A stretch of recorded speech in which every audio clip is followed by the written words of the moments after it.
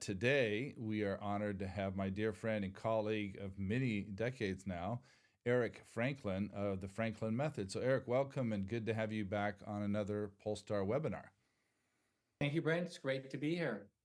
If anybody's on this webinar that doesn't really know the magnitude of Eric's work, I was going through my cupboards and I was just pulling up some old books and I realized that I had his dynamic alignment through Imagery in German. I mean, I have probably all of your books, Eric. There's probably a whole bookshelf of just Eric Franklin books. But I pulled off the one of relax and liberate your neck and shoulders and conditioning of the dancer. And all these years, I've been so jealous, Eric. I've wanted to finally be able to have my own book. And as you know, we just finally published my first book, took me 35 years, but it's okay. I'm coming along. It's a great book. I've already read half of it and I just have it for 2 days. So yeah. Oh, thank you. Yeah. I'm glad to hear that it reads okay, because we've certainly put all of our energy into it and hoping that it's about how do we make books applicable. And you've done such a good job of making those resources. And of course, we use these books in our curriculum. We, recommend everybody to purchase the Dynamic Alignment Through Imagery book that is a classic. It's part of our suggested reading in the Polestar curriculum. So awesome. And today we're going to be talking about dynamic alignment. And I thought maybe what we could do, Eric, is just start off and, the Simon Sinek question of why. Why do we talk about dynamic alignment? And we're going to have to get into the what of it. But I guess first, let's talk about the why. Why dynamic alignment versus static? Exactly.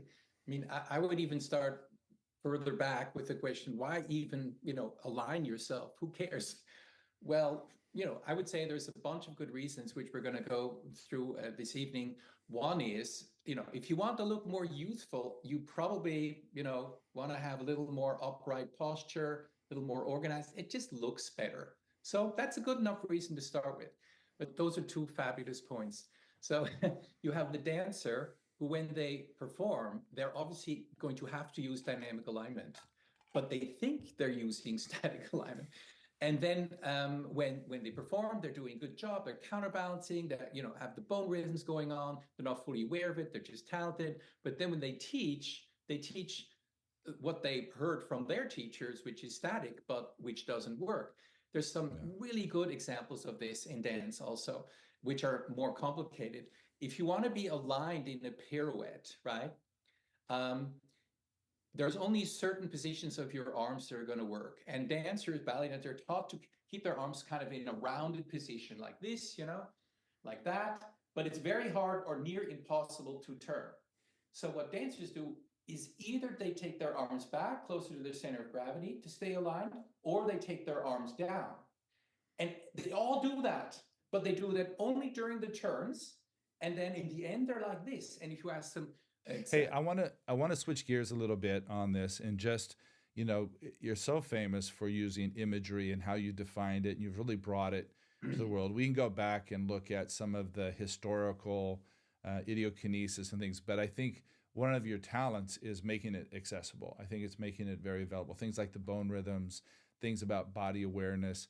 I wanted to shift a little bit and what your latest thoughts are on, we use imagery all the time. How do we get that external feedback of the imagery in Pilates and physical therapy, tactile cueing that we might use, but there's still external feedback, videos.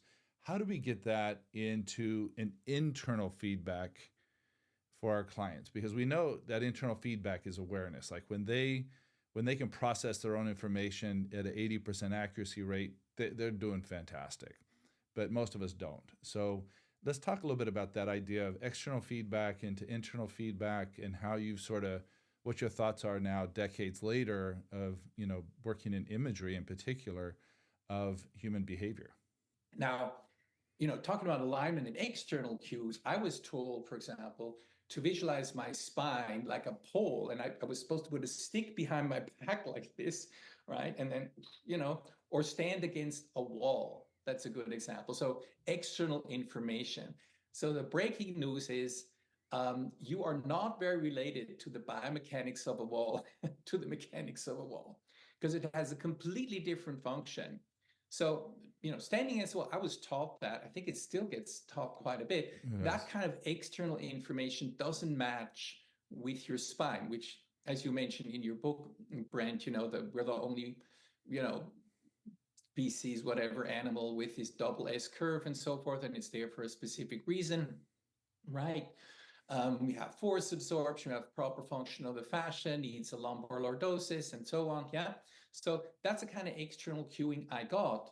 And the spine, now to talk about using imagery or having props to bring imagery in, the spine functions like a spring. So every time you take a step, there's a little springiness like that. And also you want to talk about presence. So let's first do that. One of the first exercises we do we have this warm-up in the Franklin method. So it's a codified introduction structured to how to use your mind and, to improve the health and movement of your body.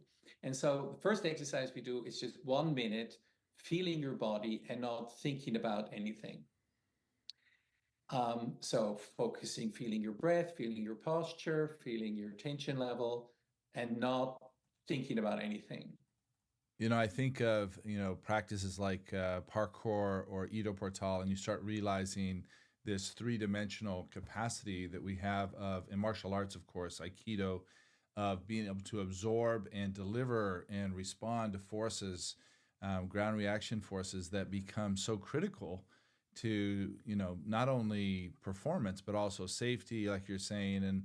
And there's a question that came up from Marth Valvidia, and basically saying that how long is it going to take for med schools and PT schools and even Pilates schools to get this incorporated?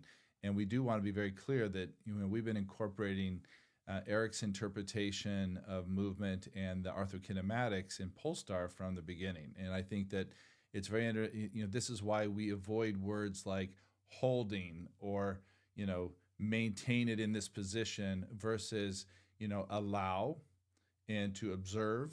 This is just the bone rhythms of the leg from above.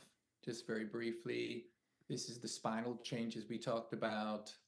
Here, I'm working with the dancer on the bone rhythms, counter rotations. There are bone rhythms of the foot right there.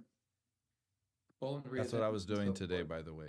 Yeah. What you just showed. So I'm not going through this very fast. And then like some of the imagery for, dynamic alignment that we talked about.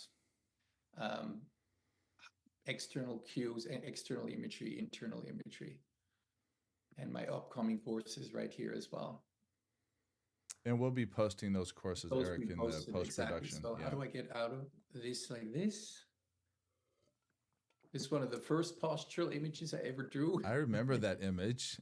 Yeah, exactly. I remember that image. So the way you experience, two things. The way you experience the world depends very much on your postural state, the ease of your posture, dynamic posture. So, and there's research on it. We know this, even though it sounds pretty far out. So if you're in bad posture and you get news, someone tells you, oh, did you know, you interpret it more negatively than if you're in better posture. So if you're going to have to deal with a lot of people saying things and like this. Well, Eric, thank you so much. Any last thing you want to say to the audience before we're good? Okay. All right. Well, listen, above all things, be present, be kind. Let's practice a couple of things that Eric showed us today, just very simply, of having the posture of kindness and the posture of joy in our lives before we make any major decisions. And wishing you all a very wonderful weekend and good evening to you, Eric. I know it's late where you are in Switzerland. So again, thank you, everybody, bringing the world physical, emotional, and spiritual alignment. Thank you so much through movement. Eric, thank you again. Appreciate you all. Brent. Let us know what you think about this topic in the comments. We would love to hear from you.